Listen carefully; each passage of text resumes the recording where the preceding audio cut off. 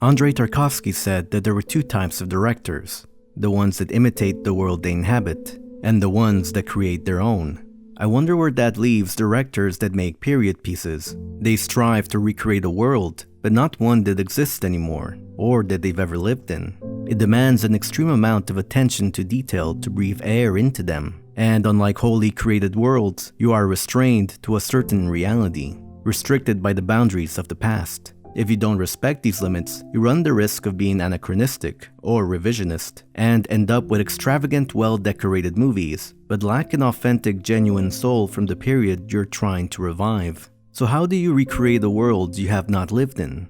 How does one bring back not just the look, but the feel, the thoughts, the words of the past without sounding hollow? There has been a director that has been successful in breathing life into stories of a bygone era, exploring old folklore, be it witches attacking a Puritan family in the 17th century, or two lighthouse keepers spiraling into insanity in the late 1800s. In today's video, we will be looking at how Robert Eggers, one of my favorite directors of the last decade, manages to bring folklore to life by using atmosphere, nature, and archetypes. Spoilers will follow. Keeping secrets, are you? Before we continue, make sure to stay for the end of the video to check out our limited release Screen Channel t-shirts. Now back to the show.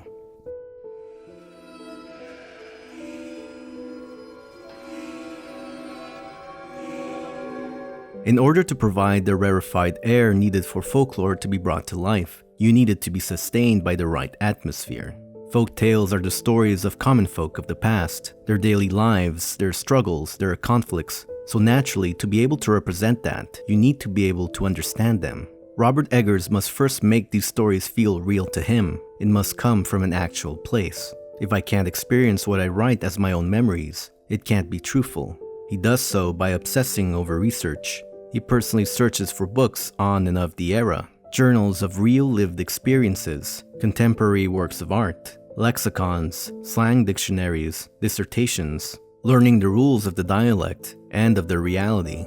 In the process, eliminating any preconceived notions of the past until he feels that these stories are his own memories, so that he has the ability or even the right to talk about them. For him, atmosphere is born out of the accumulation of details, and we can feel the fruits of his research in the details inside the frame and on the page. We have a description of sounds, smells, and even character thoughts, and a well-established geographic sense of time and place that spans a few paragraphs longer than what would usually be common practice in other screenplays. Exterior, Pilot Rock, near the living quarters, sunset. Two other men, late 60s, same uniform, exit one-story clapboard shack that adjoins the lighthouse by a remarkably long breezeway. They are the departing lighthouse keepers, wickies as they refer to themselves. They lug gunny sacks over their shoulders and drag their rope-handled ditty boxes by their sides, keeping their heads down. Their bearded faces are craggy and leaden. They reek of tobacco, must, and salt. They shuffle towards the relief, the men from the tender carrying their supplies. The four almost exchange glances,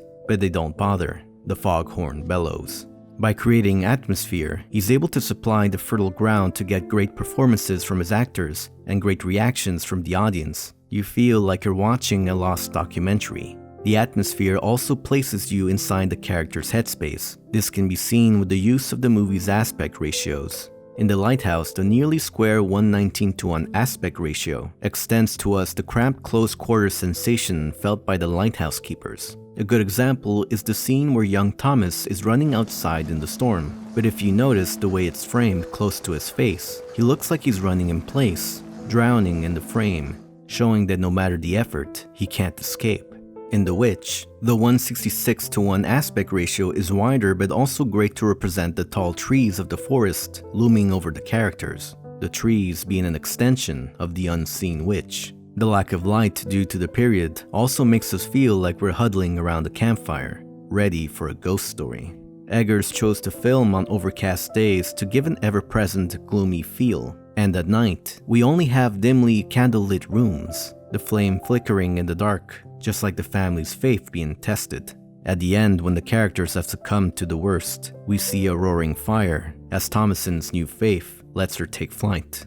The black and white in The Lighthouse is of course used aesthetically to give an old-timey feel, but it also helps with the blurring of identity between the two Thomases, and where the real and unreal is harder to separate. This sense of atmosphere is what Eggers tries to achieve, so that when the supernatural aspects are introduced, they can feel as real as everything else. In order to effectively depict this world in which ordinary people understood supernatural occurrences to be an expected part of life, it is essential that all aspects of the film to be carried out with utter naturalism. The characters must appear as real farmers, not actors with dirty faces. Even the supernatural elements must be photographed as realistically as possible. Yet with all this authenticity and realism, it is still a folktale, a dream, a nightmare from the past.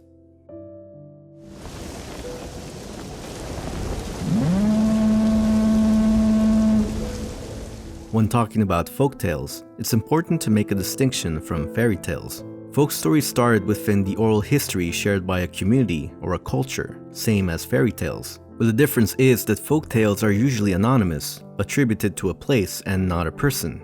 The audience for these stories also deviates. In fairy tales, we can see princes and kings because it was mostly for an aristocratic crowd, while folk stories were about everyday people, for everyday people.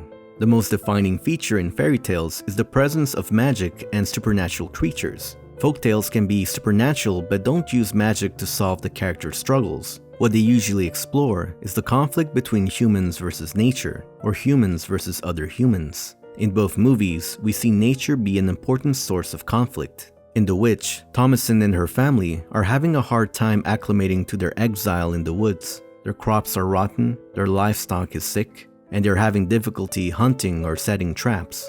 In The Lighthouse, young and old Thomas are awaiting relief from their duties, but due to a nor'easterly wind, a storm leaves them marooned on the island, with dwindling rations and with no knowledge as to when anyone will come to help them. This is representative of the reality of the time, survival against the elements, fighting a losing battle against nature, being left to your own devices, and seeing how that pushes you to act out. Tensions rise between the members of the family, and the lighthouse keepers start experiencing an extreme case of cabin fever. All they are left with are the beliefs they have to protect themselves. You're a praying man, Winslow. In The Lighthouse, it comes in the way of superstitions, avoiding bad omens, as to not anger the sea. Even tattoos were seen as a way of gaining favor with the gods. Since sailors would find themselves at the mercy of the sea for extended periods of time, they would conjure up different ways to try and control the uncontrollable. Bad luck to kill a seabird. In The Witch, we see religion play a big part in the family's decision-making. It was embedded in their way of life, a way to protect themselves from the unknown. What else did they have? If common knowledge was that God had all the answers, then it would make sense to follow that belief when you were up against something you didn't understand. We must find some light in our darkness. Tomorrow we will have a fast day. The witches and the devil are the antagonists of the movie, but the conflict is focused on the human characters. What we see is their beliefs be tested and how they struggle within the silence of God. At the end, Thomasin is left despondent after seeing her entire family die. She just goes to sit in silence, a contrast to the pious girl we meet at the beginning of the movie, praying for the forgiveness of her sins. I've been idle of my work, disobedient to my parents, neglectful of my prayer. And yet, after having to kill her own mother, she murmurs not a single word, no one to speak to, no one to answer. She takes a blanket from her parents' bed and drapes it over her shoulders, covering her bloody shift. She sits at the table. She puts her head on the table. Empty. She closes her eyes. Black. Just silence. To be able to bring folklore to life, you have to go back to the mindset of the time, the struggles, the coping mechanisms, the beliefs, and especially for horror, the fears. Be it the weather, starvation, witches, bad omens, losing your soul, or God's absence. I like it when I don't understand these people. These are alien thoughts. These are alien people. If I was alive then, I would have thought exactly like that.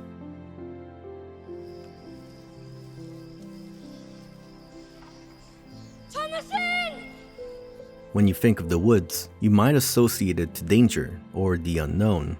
What about witches, billy goats, sailors, or mermaids? We already have a set of ideas or emotions related to these words without having any well-versed knowledge of them. Well, that's how archetypes work. They are recurring motifs, images, and symbols that we are aware of. Carl Jung posits that we have a system of images that we all share in the collective unconscious, concepts that we've inherited from past generations. He reached this conclusion by noticing repeating symbols and concepts in the stories, myths, and religions from different isolated cultures. It's kind of how we all usually share the same primal fears and aversions by instinct. This philosophy has been used to decipher the tales of the past, but also to create new stories, using character archetypes, settings, and symbols. When it comes to Robert Eggers, I find he uses archetypal storytelling in two ways in his movies. In The Lighthouse, it's to evoke. We see the setting of the island for isolation and introspection. The seagulls and the mermaids are mariner symbols for bad omens, mermaids representing the seductive but treacherous nature of the sea. We see some mythical imagery with the demigod Triton, and what seems to be a representation of the punishment of Prometheus, the titan who stole fire from the gods and gave it to humans. Liken it to how young Thomas stole a glance inside the mystery of the light. Although, we're not meant to know if all of this is a literal or figurative representation of divine punishment. Here, the array of imagery are not dots to be connected to provide an explanation, but to make us feel the confusion and perhaps insanity of the main character. It's an enumeration of symbols, with loose associations given by an unreliable narrator, that will always lead to a haunting but delightful question mark. I'm probably a figment of your imagination. This rock is a figment of your imagination too. In The Witch, we see the archetypes of the family members be turned on their heads. The father that can't provide, can't protect, can't hunt. The mother that is supposed to be a caregiver turns cold and jealous. The innocent daughter that is trying to be pious kills her own kin, disobeys, and ends up following the devil. When we witness the corruption of the family archetype, it feels especially striking and devastating because the known associations and meanings are used against us. It provokes what's already in our conscious knowledge, stirs it up, and brings strong emotions to the surface. Robert Eggers feels that perhaps this is why the old myths are so timeless, because archetypal storytelling is timeless and speaks to a deeper human experience that we all share and to some degree understand. That's why he's so attracted to the past and folklore. The dead speak loudly to me. They are stories that still echo within us while remaining mysterious, mysteries that Robert Eggers wants to keep uncovering by bringing them back to life.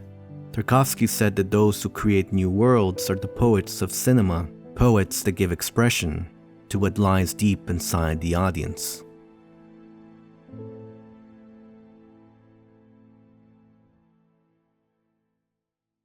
I hope you enjoyed our video on Robert Eggers and our brief overview of his process. We put a list of his most influential films in our Letterboxd account, as well as helpful research links below if you're interested. We also invite you to take a look at our channel's limited release t-shirts that we are very proud of and hope you will like. We wanted a cool line art design using the channel's slogan, "What Stories Say About Us?" composed of elements from our most popular videos like cosmic horror, magical realism, doomed romance, and others. You can get them by following the bonfire link in the description.